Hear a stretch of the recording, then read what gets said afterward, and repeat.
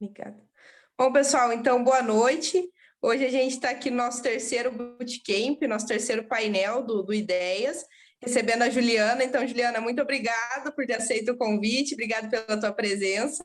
A Juliana, que é pós-graduada em Direito Público e também Planejamento Tributário, então hoje ela vai estar falando aqui um pouco para nós sobre questões tributárias e societárias para startups, né? Eu acho que é um assunto que causa bastante dúvida e bastante preocupação aí no pessoal. Ela é CEO da NIL e também já atuou ali como executiva em grandes empresas, né, multinacionais como Walmart e também a Gerdau. Então, Juliana, está contigo, né, fica à vontade. E mais uma vez, obrigado pela tua participação. Eu que agradeço, gente. Posso compartilhar a tela aqui, então? Pode sim, fica à vontade. Pode. Compartilhar aqui. Enquanto isso, eu queria conversar com o pessoal que está aqui um pouquinho, porque eu sempre gosto de ouvir, né? Vocês estão vendo a minha tela já? Me avisem, por favor. Então tá. Jussara, Luciano, Tatiana, falem um pouquinho e o negócio de vocês, e a startup de vocês, que segmento que vocês estão aí? Quem começa? Pode começar contigo. Então, meu nome é Jussara, eu sou de Palmas, Tocantins. A minha startup é na área da saúde, voltada para reabilitação pulmonar, e para o pessoal do pós-Covid, para quem tem ansiedade. Então, o projeto já está em fase de protótipo, e temos algumas pessoas já aí testando.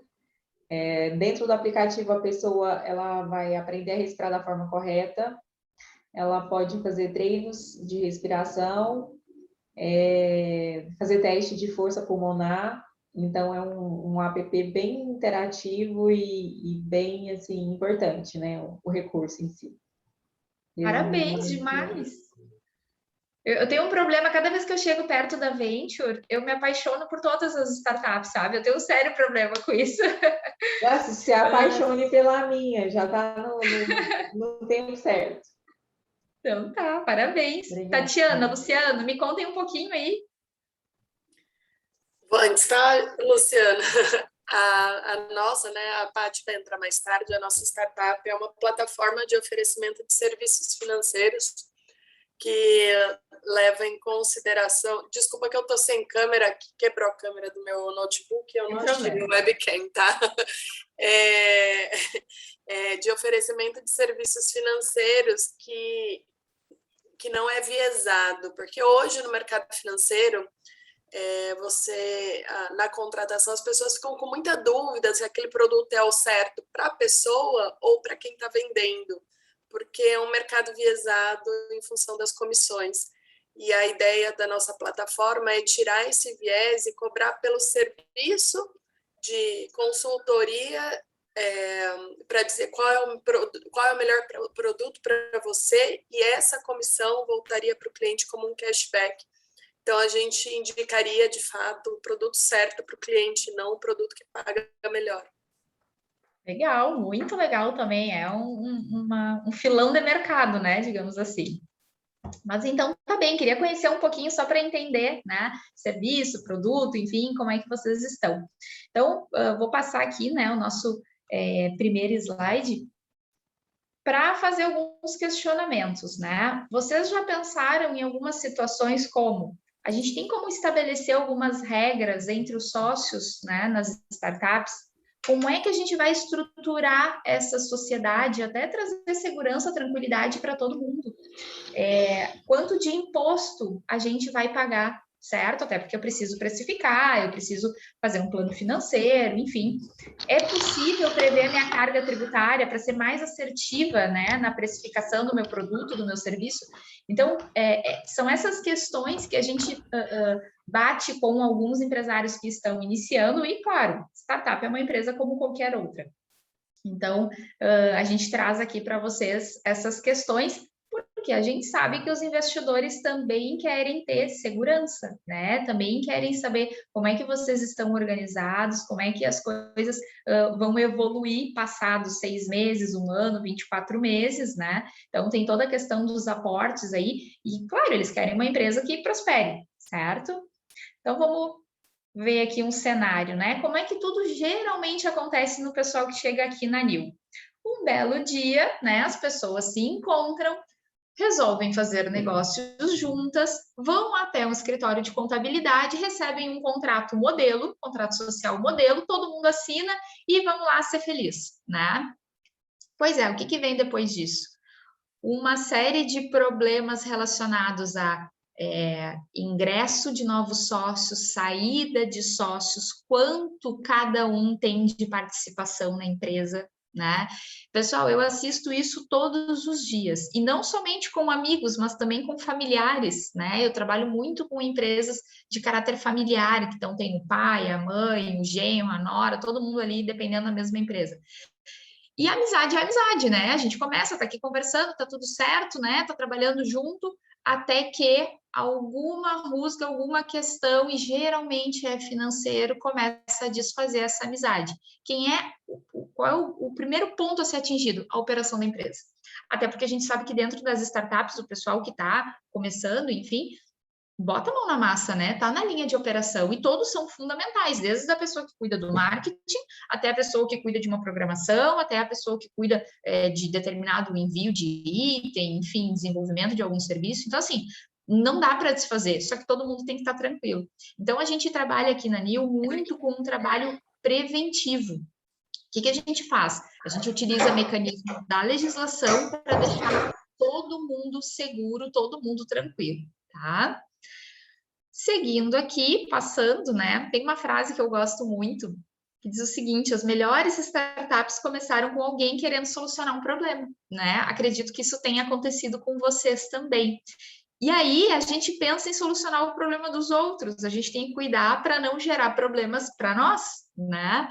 Então, cuidar da estratégia societária, cuidar da estratégia tributária, não é papo de empresa grande, isso é papo de empresa pequena que está começando e que quer sobreviver, certo? Então, assim, eu conheço um pouquinho do trabalho da Venture, eu sei o quanto eles são cuidadosos com vários pontos, desde análise de perfil do pessoal, enfim, fazer análise SWOT. Isso aqui é tão fundamental quanto, né? Porque começa a mostrar para o mercado e começa a mostrar para todos os sócios, pessoas que estão chegando, enfim, o quanto vocês estão fortes e consolidados. Ninguém faz investimento em coisa ruim, ninguém faz investimento em quem não está preparado, né? Então, que fique esse ponto de atenção. Aqui eu estou trazendo para vocês uma matéria da Folha de São Paulo, tá?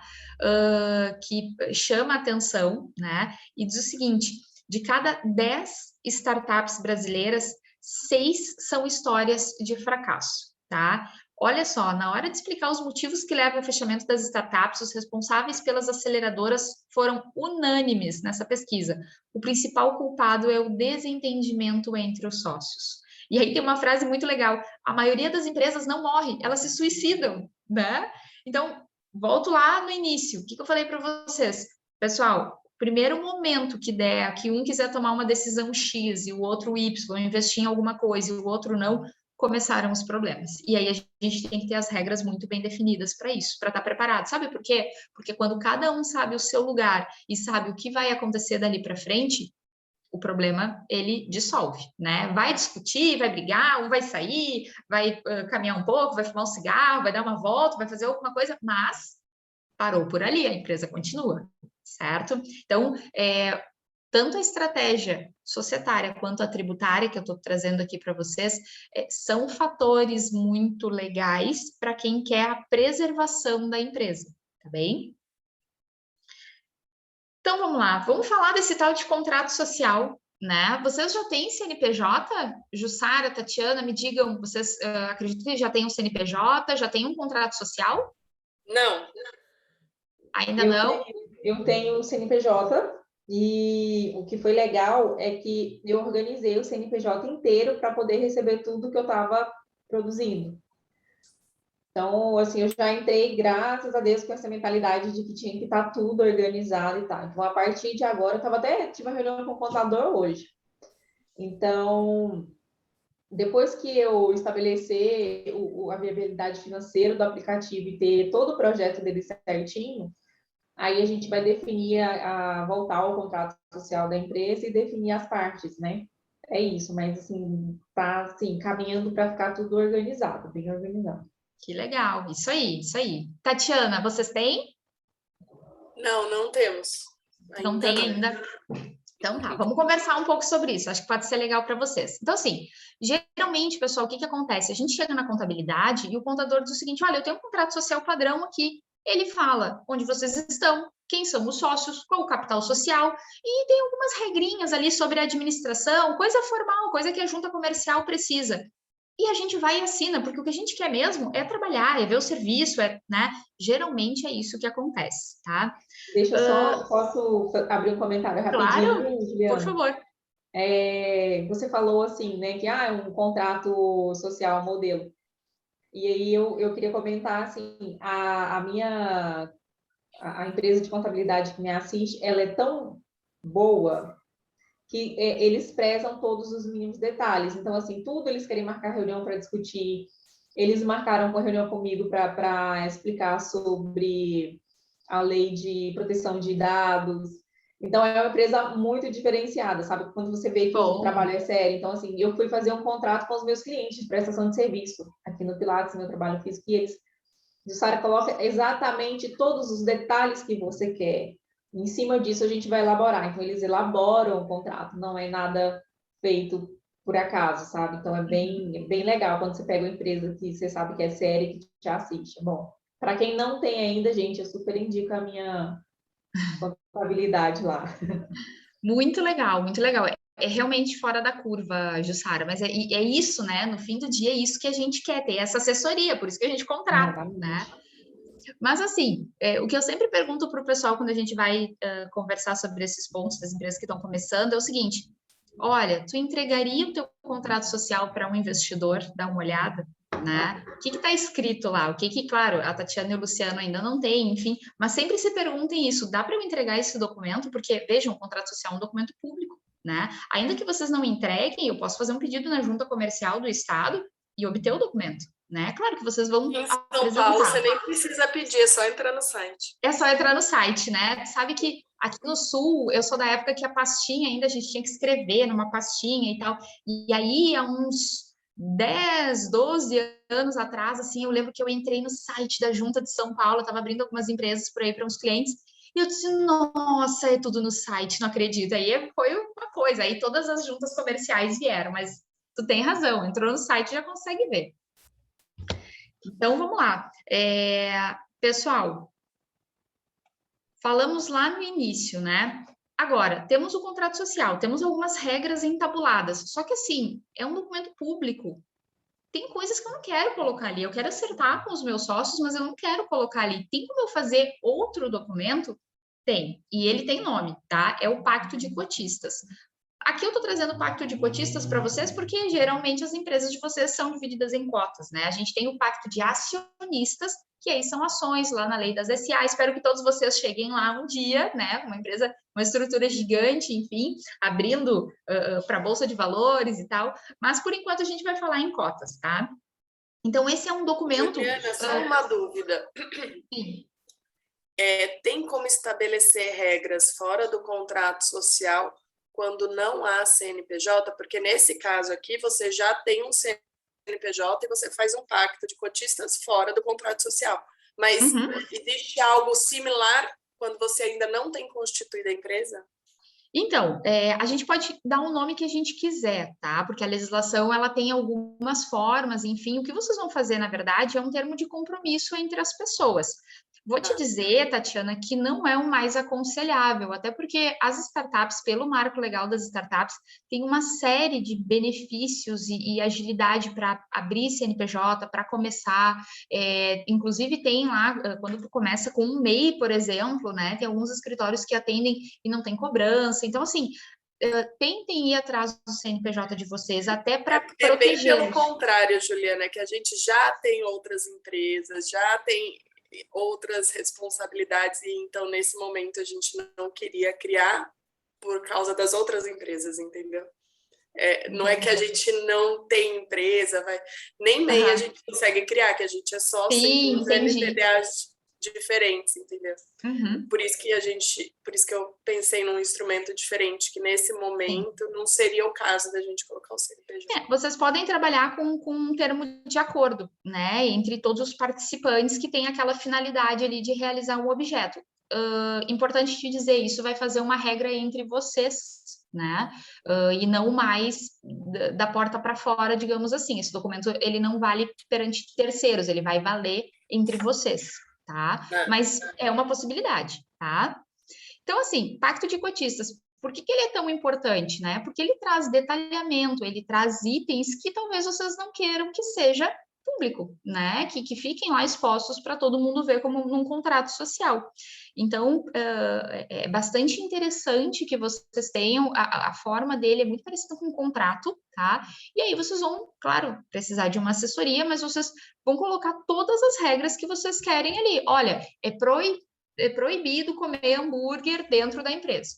É proibido, não sei, tá? Vocês vão colocar lá a regra que vocês quiserem. Trouxe, claro, um exemplo aqui de brincadeira, mas é muito importante. Esse documento, ele faz muita diferença quando a gente vê as empresas crescendo, tá? Porque é aí que começam as diferenças de opinião, né? Não, eu vou trazer agora aqui, ó, eu sou sócia da Tatiana e do Luciano, e eu vou trazer a minha filha para trabalhar aqui. Eu não vou mais trabalhar, mas ela vai. Não, Juliana, a gente fez sociedade contigo, né? Não, mas é minha também, então pronto, começou a briga, tá? Então, às vezes as pessoas têm boa intenção, mas os outros não aceitam e vice-versa, então, assim, dá problema.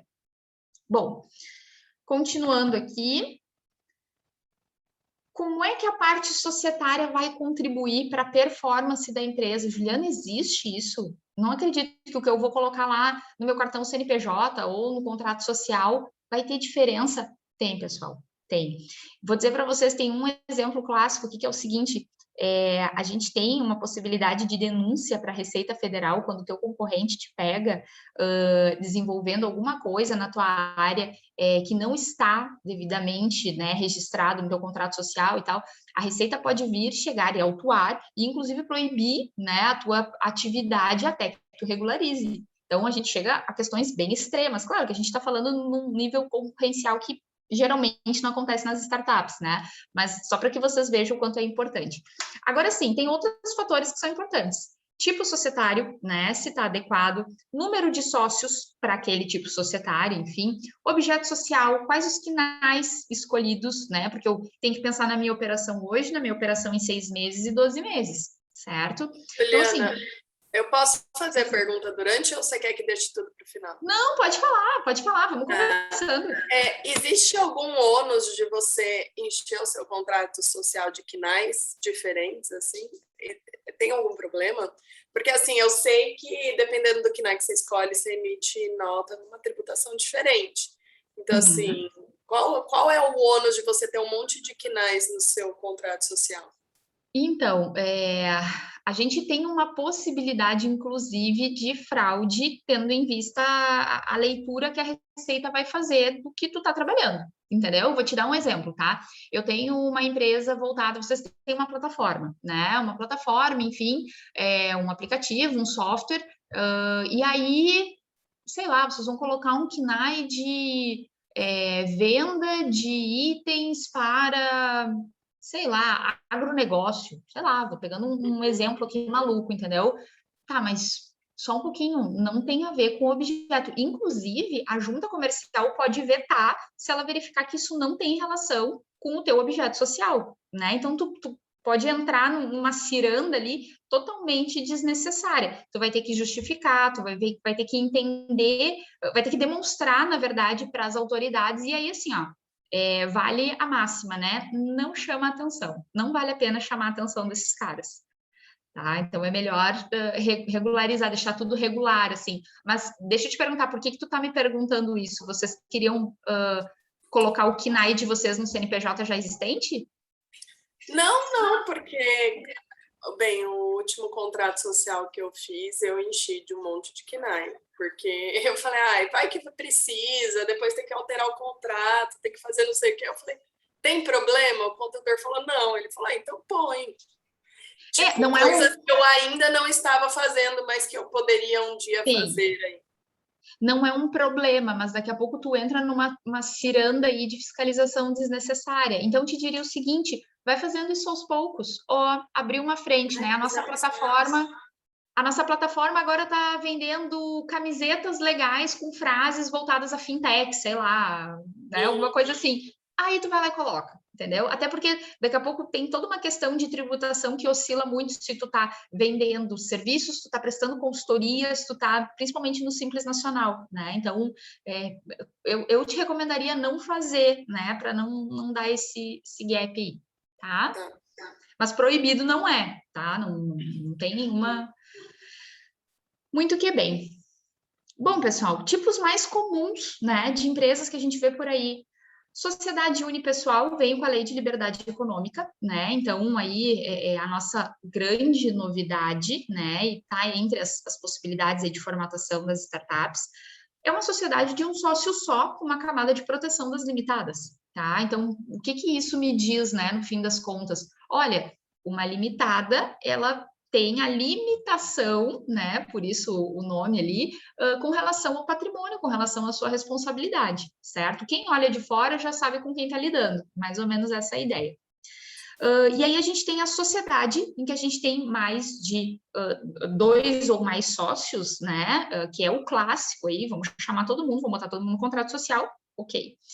E, por fim, a gente tem a sociedade anônima, que também a gente vê muito no mercado, mas para startups a gente tem uma vedação aí, na verdade é uma exclusão, né, do marco legal das startups, que uma SA não pode ser startup, até por toda a estrutura, né, toda a grandeza e toda a dimensão que ela tem para grandes negócios, certo?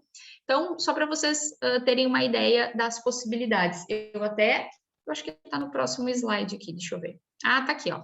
Olha só, requisitos do marco legal das startups, tá? O que a gente tem? Empresário individual, EIRELI, né? E aqui vou fazer um parênteses. A EIRELI, ela é uma sociedade, uma empresa individual de uma pessoa só, mas ela tem que ter no capital social a integralização de 100 salários mínimos.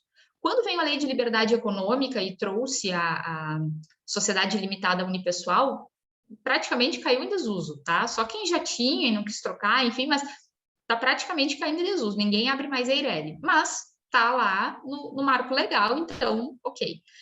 Sociedades empresárias, né? E aí a lei não faz distinção, então entende-se que todos os tipos. As sociedades cooperativas também. O que é a cooperativa, né, pessoal? É aquele que todo mundo dispõe do seu patrimônio e também utiliza dos resultados, né? Então, todo mundo coopera para aquele resultado final com o que tem. Posso integralizar lá uma máquina, eu posso integralizar uns computadores ou a minha força de trabalho, enfim. E, por fim, a sociedade simples, geralmente exercida aí, né, por médicos, advogados, né, fisioterapeutas, enfim, pessoas que usam a sua formação para desenvolver a sua atividade ali, tá? Então, esse é o requisito com relação ao tipo, tá? A gente tem outros itens... Juliana, tem algum tipo que protege o seu patrimônio, que, tipo, se acontecer qualquer coisa da empresa não reflete no patrimônio ou não? A sociedade limitada unipessoal e a sociedade limitada clássica, né, que a gente conhece. Por isso que eu falei, uma camada extra de proteção. Porque, vou usar o teu exemplo, tá, pelo que vocês me trouxeram. Hoje, vocês estão exercendo, digamos que vocês já estejam trabalhando aí com a plataforma de vocês. Vocês exercendo uma atividade que tem cunho empresarial, visa lucro, vocês informalmente já podem ser vistos como empresários. Só que assim, hoje vocês estão respondendo com todo o patrimônio pessoal de vocês, que eu não tenho conhecimento qual é, mas assim, casa na praia, carro, jatinho, apartamento, não sei o quê, entra na roda. Então, por que o legislador previu isso? Para que as pessoas se formalizem e regularizem, né? Então, é quase uma punição ali. Mas, assim, toda vez que tu entra para essas sociedades, tu automaticamente diz, olha, essa atividade exercida é do CNPJ, o meu patrimônio está lá do outro lado. Tem algumas coisas importantes que a gente poderia discutir aqui durante dias. Mas não é sociedade? Então, era isso que eu ia falar. Tem algumas coisas que a gente pode discutir aqui durante dias. Uma delas é a desconsideração da pessoa jurídica. Quando a gente vê o seguinte, olha só, a Juliana constituiu aquele CNPJ, mas ela está fazendo isso para dar golpe na praça. Na hora, o judiciário desconsidera. Na hora. E aí eu respondo com todo o meu patrimônio. Tá? Não, eu digo, por exemplo, é que a gente vai trabalhar com dados sensíveis e me preocupa muito o tamanho da multa da LGPD, por exemplo. Verdade. E assim, enfim, por mais, justamente por ser startup, não ter recurso suficiente para investir num programa que, enfim, feche todas as pontas de LGPD, isso pode ser um problema. Eu queria entender, assim, existe algum tipo que proteja o meu patrimônio em caso de uma multa de LGPD? Porque a multa de LGPD é de milhões de reais. Vamos lá. Eu vou te falar com propriedade porque a gente trabalha aqui com adequação à LGPD, tá? E a gente também trabalha com estruturação de holding e dentro da nossa estratégia societária, o maior medo dos empresários é esse. Mas e se eu levo uma ação trabalhista? E se eu levo uma multa? E se a Receita vem aqui, eu perco tudo?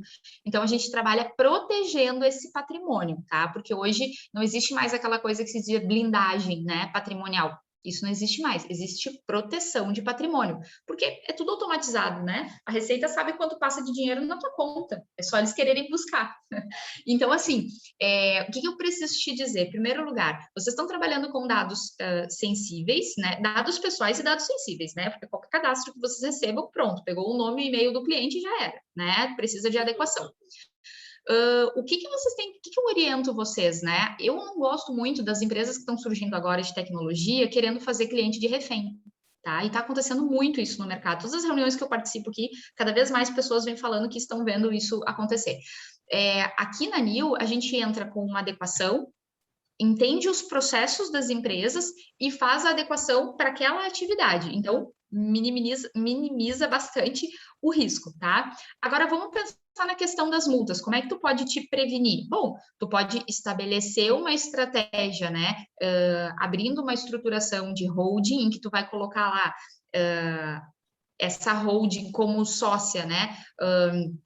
Das tuas limitadas, né, que vai ter uma atuação junto com a tua startup, enfim, tu pode começar a abrir braços. E, claro, jogar todo o teu patrimônio pessoal num outro CNPJ. Olha como tu distanciou as coisas, né? E aí a gente tem uma série, ainda que isso uma pessoa pode ter mais de uma holding patrimonial?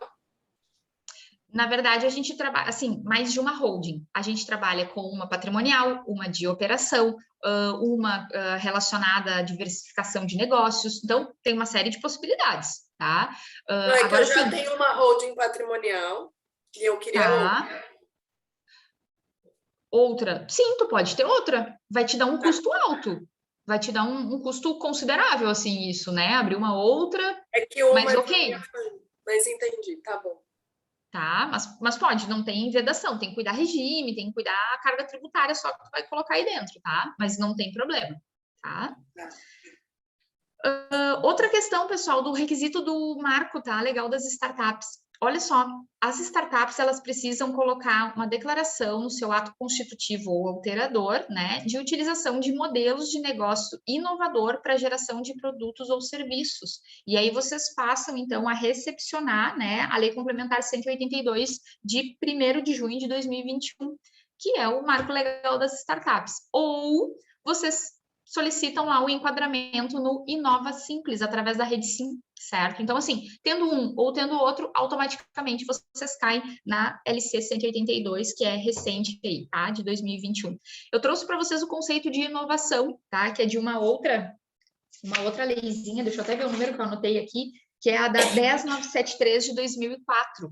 Então, assim, para que vocês tenham, né, essa declaração, né, tá aqui o conceito de inovação, então, que vem de outra lei, mas está lá no Marco Legal das Startups também, certo? Pessoal, falamos do societário, né? Noções básicas aí importantes para que vocês comecem. Agora sim, ligado a tudo isso, a gente tem a parte do tributário. E aí a coisa que eu mais ouço aqui, Juliana, o que eu pago de imposto? Eu não sei mais, tá uma confusão com essa história. Recolhe de software, não recolhe de software, é serviço, é produto, e aí, né? Acontece, pessoal, que a gente tem muita confusão relacionada a definição dos serviços e dos produtos nas startups, tá? Então, assim, alguns impostos importantes: imposto de renda, PIS e COFINS, o ICMS, né? E o ISS, que é a prestação de serviço, tá? Então, esses são os principais, assim, que ficam rodeando ali as startups, tá? Primeira coisa que a gente precisa entender: regimes de tributação. Vocês precisam escolher um. Todo mundo que está trabalhando no país, né, com uma empresa constituída, precisa se adequar a um regime. Qual é o melhor para as startups? Aquele que se ajusta melhor às operações que ela compreende, né? Geralmente o pessoal começa no Simples Nacional, até por conta de faturamento, de simplificar a vida pagando uma guia única, enfim, tá? Mas assim, é necessário que com o tempo vocês não descuidem das operações que estão praticando, porque se tem uma coisa que a gente sabe em startup é que começa um produto numa caixinha e daqui a pouco, meses depois, ele já está redondinho, né? A coisa vai mudando assim com o tempo. Só que a gente tem que prestar atenção na carga tributária incidente e os atos que eu estou praticando. Então, antes de falar sobre os fatos geradores, vamos repassar aqui. Quem é que está dentro do Simples Nacional? Empresas com faturamento de até 4 milhões e 800 por ano, tá bem? Podem se beneficiar do regime, então, do Simples Nacional. Lucro presumido, pessoal. Aqui a gente encontra as empresas de prestação de serviço, construtoras, empresas de transporte, né? Empresas de conservação patrimonial, enfim, que tem muitas pessoas trabalhando, precisam de muito braço, né, operacional. O faturamento, para ficar no presumido, é entre 4,8, saiu do Simples, até 78 milhões ano, tá? E por que ele é presumido? Porque existe uma presunção, né, com relação a imposto de renda, contribuição social pelo lucro líquido, e aí a gente tem uma planilhazinha que vai de 8% a 32%, e aí a gente pode ir adequando, tá? E, por fim, lucro real, faturamento acima de 78 milhões por ano. Que bom, tomara que todos vocês cheguem aqui, que dê tudo certo no fim do dia, né? Mas esse é um parâmetro, pessoal. Juliana, posso sair do Simples e ir para o lucro real? Pode, não tem problema. Não necessariamente vocês têm que seguir essa régua. É que geralmente os empresários fazem isso, né? Porque é mais benéfico para os seus negócios. Quem é que a gente encontra, por exemplo, no lucro real? Grandes varejistas, grandes empresas, né? Seja pelo faturamento, seja pelos benefícios que a tributação dá com relação a pontos de crédito tributário, enfim. Aqui é um papo, Gabriele, que a gente podia ter um outro encontro para falar só de regime de tributação. A gente ia ficar tempão aqui conversando sobre isso, tá? Mas assim, para hoje, Simples Nacional é a pedida para todo mundo que começa, tá? A sua empresa lá, a sua startup, certo? Como eu falei para vocês, como é que eu sei qual é o imposto que eu tenho que pagar? Pessoal, a nossa legislação, ela tem uma orientação, tá, que se baseia por fatos. Eu tenho fatos do mundo normal, rotinas, enfim. Peguei o meu carro e vim até o escritório para falar para o pessoal da Venture. Ok, não tem nada descrito em lei como uma questão que gera imposto, tá? Agora, sim, comprei um carro, né? Sou proprietária de um veículo. Opa, está descrito na legislação que eu tenho que pagar uma coisa chamada IPVA, certo? O que eu estou querendo trazer para vocês? Que todo o nosso sistema tributário, ele tem algumas regras. Primeira delas, a descrição da ação que gera o imposto tem que estar na lei antes desse fato acontecer. Esse é o primeiro ponto, tá? E por isso que tem tanta discussão com relação às startups. Claro, é tudo novo, né? Não está escrito lá.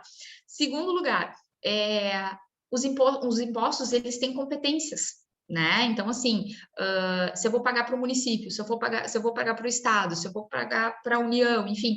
Por isso que a gente paga, às vezes, vários impostos na nossa vida rotineira, em separado. Eu pago o guia da União, né? Eu pago o meu IPVA para o estado, eu pago ISS para o município, né? Então, vou transferir um imóvel, né? Vou pagar aqui o imposto de transferência para o município, certo? Então, tem uma série de itens aqui importantes, mas lembrem-se, conversem sempre com o contador sobre o próximo passo de vocês. Olha só, eu estou querendo fazer essa operação, isso gera imposto? A pergunta é simples assim. tem algum imposto que vai incidir sobre isso aqui que eu quero fazer? Eu vou trazer daqui, eu vou levar para lá, eu vou pegar tal coisa, Conversem sobre isso. Se todo mundo fizesse isso, as coisas seriam muito mais claras e fáceis, né, com relação ao recolhimento dos impostos. O que acontece geralmente nas empresas? E muitos dos clientes aqui da NIL, tá? Eu vejo isso todo dia também. O pessoal do fiscal, né, da contabilidade, é o último a saber. O pessoal do comercial já fez há muito tempo. Onde entra dinheiro, a gente dá prioridade, né? Então, o pessoal do comercial já fez há muito tempo. E o pessoal da contabilidade que sabia, tinha um jeito de fazer isso sem ter uma carga tributária elevada ou ainda sem incidir alguma coisa de imposto, não ficou sabendo, né? Então, assim, só quando chegou o problema é que o pessoal da contabilidade descobriu, tá? Então, a pergunta de $1 milhão, né? Olha só, contador, o que eu estou querendo fazer aqui gera imposto? Está descrito em algum lugar, tá? Então, essa questão é bastante importante. Aqui eu trouxe para vocês um slidezinho, então, para mostrar para vocês o que incide, né, sobre a maior parte dos segmentos, quais são os impostos que incidem sobre os segmentos. Então, assim, vejam que a indústria, por ser mais complexa, ter mais operações, enfim, olha quantos impostos a gente tem. Tem imposto por industrialização, tem ICMS pela circulação dos itens, PIS e COFINS, né, que incide lá sobre o faturamento, imposto de renda, INSS da folha, imposto de importação, imposto de exportação, né, um monte de coisa. E o comércio, né, ICMS, IR, INSS, PIS e COFINS, diminuiu um pouquinho, né, não são operações tão complexas, eu não tenho tantas operações previstas na legislação, tá? E os serviços, o que eu vou ter? Opa, eu tenho um cara novo aqui, o ISS, claro, prestação de serviço a gente paga para o município, né? Mas eu também tenho INSS, eu também tenho imposto de renda e eu também tenho PIS e COFINS, certo? Então, só para dar uma clareada aí, tá, mas e aí, onde é que eu tô? Eu tô prestando serviço ou eu tô vendendo um produto, né? Então, vocês começam a ter uma ideia de onde vocês estão alocados aí. Pessoal, atenção aos fatos geradores, certo? Então, assim, ocorrendo uma ação que foi previamente descrita na legislação como geradora da obrigação de pagar um imposto, a tua empresa vai estar obrigada a pagar, certo? E aí, nesse momento, cai um pó mágico, assim, em cima das empresas, que elas estão sujeitas também a multas, a reconhecimento de grupo econômico, talvez, a algumas sanções de operação. Então, aí vem a Receita Federal fazer uma limpa, né? E a gente também tem a questão, né, da desconsideração quando a gente está falando dos sócios. Preciso dizer para vocês que é tão importante vocês cuidarem desde o início isso, e aqui a ideia é a gente trabalhar com educação corporativa junto com vocês, né? Que assim, os relatórios da Receita, eles estão cada vez mais ricos em informações. Há uns anos atrás, a gente fazia defesas lindíssimas, sabe? Dava para botar num quadro, assim, porque a Receita vinha de qualquer jeito. Não, eu acho que é isso aqui. A gente ia lá defendia e dava tudo certo. Hoje, pessoal, está muito complexo. Muito complexo. Eu tenho um professor, inclusive, que sempre diz, né? Sempre orienta a gente, olha, na dúvida, recorre em âmbito administrativo, nem que seja só para o cliente levantar o dinheiro. Porque, assim, não tem explicação, não tem mais como fazer defesa. Os caras, desde que começou essa fase de digitalização da Receita Federal, né, alguns anos atrás, não tem mais como fugir, certo? Então, os processos, eles vêm assim, ó, só falta tirar a tua foto lá para dizer, olha, é tu, né? Então, assim, é bem importante tomar essa consciência desde o início.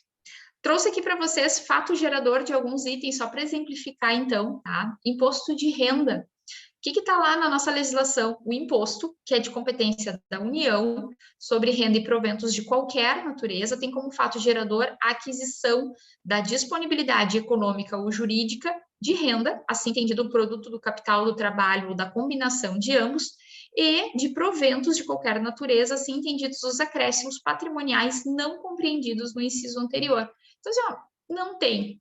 Deu lucro lá no fim do mês, tem renda, vai recolher, né? Aí a gente tem os vilões, né, pessoal, das empresas, o PIS e a COFINS. Sabe por que eles são vilões? Porque a incidência deles é sobre o faturamento mensal das empresas. Dá até tristeza de dizer. Mas o que acontece? A gente vai ter lá o faturamento final E aí, sobre esse faturamento final, esse número, a gente vai colocar lá as alíquotas conforme que é o regime de tributação, ou 9,25 ou 3, agora me fugiu as 2 casas decimais ali, tá? Que é do presumido. Mas, Juliana, eu tô no Simples, e aí? Pessoal, a guia do Simples, né, vocês pagam ela cheia, mas ela tem um monte de divisão. Então, tá lá o PIS, tá lá a COFINS também, certo? Só que já vai plotado ali dentro. Por isso que é tão importante, quem não está muito organizado ainda, quem ainda não tem uma contabilidade legal, enfim, até por questão de investimento mesmo, fica no Simples. Fica lá, que lá é um lugar bom. Faz a declaração ali, né? Faz o pagamento da guiazinha, tá tudo certo. Continua a vida, tá? E aqui uma brincadeira que a gente faz, né? Encaminhando para o final aqui, ainda vai dar uns minutinhos. Curioso caso da startup feliz, né? Então, assim, regras claras preservam amizades, empresas e costumam atrair lucro, certo? E aí a gente tem, então, a startup feliz por todo sempre, até virar uma gigante aí, um unicórnio, enfim, e tomara que isso, mais uma vez, tomara que isso aconteça com vocês, né? Recomendação, né, pessoal, de tudo que a gente viu, não abram mão, tá, de evitar os problemas, façam uma estratégia, não voltem no contador de vocês, dizendo, eu tô com problema, e agora como é que eu resolvo? Agora, enfim, os sócios vão ter que desembolsar, porque a empresa ainda não tem ponto de equilíbrio nem chegou ainda no ponto de equilíbrio para poder bancar alguma coisa, tá? E por fim, pessoal, queria só falar um pouquinho para vocês do nosso negócio aqui. A Nil, ela é uma empresa estruturada em várias frentes de negócio e a gente trabalha sempre no preventivo. Então, a gente fala de tributário e de societário aqui para os nossos clientes, mas a gente atua no financeiro, na área de performance, né, estruturando redes, potencializando áreas comerciais, de venda, enfim, e no jurídico gerencial. Então, aqui no jurídico a gente trabalha, inclusive, eu falei para a Tatiana, né, sobre a adequação à LGPD, tá? Então, vou deixar o site aqui para vocês, o meu e-mail, né, se tiverem algum ponto aí, alguma questão, estou sempre à disposição da Venture, e agradecer, né, agradecer a oportunidade, Gabriele, obrigado pelo convite, né? Hoje fiz o possível aqui para a gente não ter muita... não passar do horário, enfim, deu tudo certo. E fico à disposição. Vocês têm alguma dúvida? Posso auxiliar em alguma coisa? Oi, estou tomando a frente aqui. Deixa eu tentar ligar o vídeo para ver se não vai travar. Mas eu estou no telefone do Luciano, eu e ele estamos aqui dividindo a conexão. A nossa situação, nós temos a empresa situada, fundada aqui em Jaraguá do Sul, Santa Catarina, e eu serei prestadora de serviços e vou estar com estacionamentos por meio de autosservice em várias cidades. É para veículos recreacionais.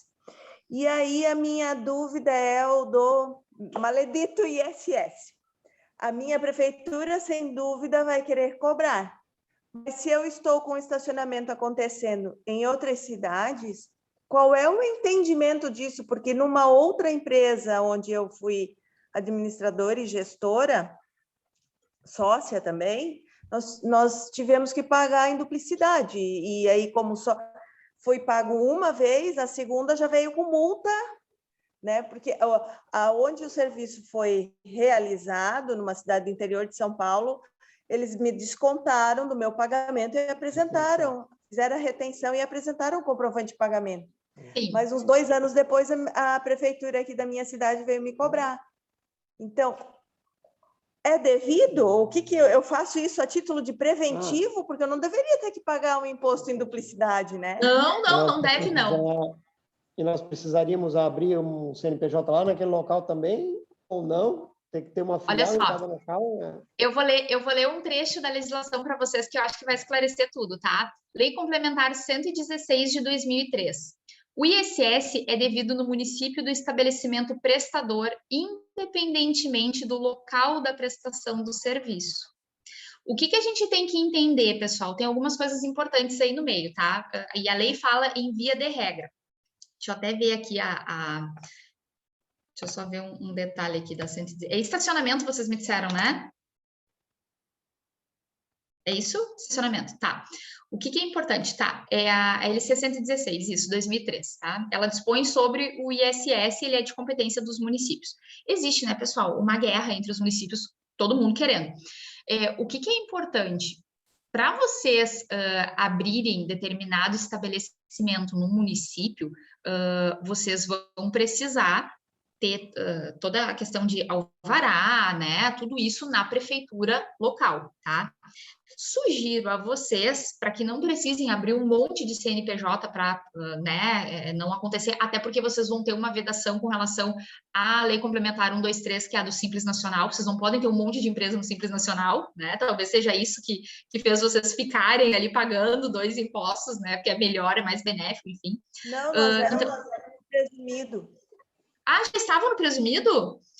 Então tá. Está. Vocês têm algumas possibilidades, assim, eu diria para vocês que tem a possibilidade de... Pagamos em duplicidade quando era outra atividade, outra empresa que era do lucro presumido. Foi outro caso que nós prestamos o serviço num outro município, do domicílio do cliente, e o Estado reteve lá em São Paulo. E aí nós tivemos que pagar aqui também, porque a prefeitura local cobrou e disse que estava errado e pronto. E agora, como prestadores de serviço que seremos, veio essa dúvida de novo, né? Que vai acontecer, porque não só dentro do estado de Santa Catarina, não só dentro de Jaraguá do Sul, isso vai... A ideia é fazer... Eu peço até que vocês olhem, tá? Não esqueçam, Lei Complementar 116 de 2013, no artigo 3º, ele diz exatamente e traz algumas exceções, tá? Diz o seguinte, no local do domicílio o serviço considera-se prestado o imposto devido no local do estabelecimento prestador ou, na falta de estabelecimento, no local do domicílio do prestador, exceto nas hipóteses previsíveis. Ele tem algumas exceções. Então, eu peço que vocês abram para ver se não se enquadra nada que vocês fazem, né? Essa é a lei federal, né? Sim, ela disciplina o ISS. Aí, justamente, existem algumas leis estaduais que querem contrapor a essa, né? Municipais, provavelmente. Eu não sei, na época, minha lembrança é que foi citado que são estaduais. E aí a gente tentava... Nós brigamos judicialmente para tentar não ter que pagar em duplicidade e com multa ainda, mas perdemos. A nossa cidade... Será que era ISS? Será que não era ICMS? Não, ISS mesmo. Era ISS mesmo? Tá. Então, assim, ó, o que eu ia sugerir para vocês? Todas as vezes que vocês forem abrir uma nova operação, isso é praxe e isso depois pode servir de prova, inclusive, para vocês. Façam o seguinte, consultem o posto fiscal da prefeitura local, dizendo, olha só, eu tenho a previsão da LC 116, eu tenho que recolher lá no meu local de origem, certo? Eu quero que vocês se posicionem sobre isso. Talvez vocês tenham que pagar uma taxa de R$15, R$20 para emissão do documento, mas vale a pena, entendeu? E aí o pessoal já vai dizer, não, aqui a gente tá tudo certo. Se eles disserem ao contrário, vocês já começam a questionar isso antes, a discutir isso antes. Eu sei que, só para dar um exemplo, tá? Em Santa Catarina, onde vocês estão, alguns anos atrás, o pessoal simplesmente começou a lançar um monte de guia de ICMS prescrito. Teve um monte de empresário que pagou, um monte de gente pagou. E, claro, tiveram alguns que recorreram. Então, assim, o choro é livre, acontece, é um absurdo, mas acontece. Então, assim, não pode pagar em duplicidade, tá? Inclusive, se vocês fizeram o pagamento e ainda não faz 5 anos, vocês podem reaver isso, o CTM garante isso, tá? Tu me disse que vocês discutiram judicialmente, talvez alguma coisa na decisão ali não esteja, não permita isso, tá? Mas, assim, é insano isso, é absurdo, tá? A nossa legislação veda. Mas, na verdade, aí foi a situação... justamente oposta, né? A origem descontou de nós, então nós não recolhemos aqui por desconhecimento. E aí, quando a prefeitura nos acionou, isso já estava quase terminando o prazo, ainda foi assim, ó, no último minuto do segundo tempo, né? E aí, enfim, tentamos administrativamente, tentamos judicialmente, mas não teve jeito. Mas deixa eu entender, vocês tentaram só contra a prefeitura, vocês fizeram tudo isso só com a prefeitura de origem? Isso mesmo, esse que foi o erro. E faz mais de 5 anos?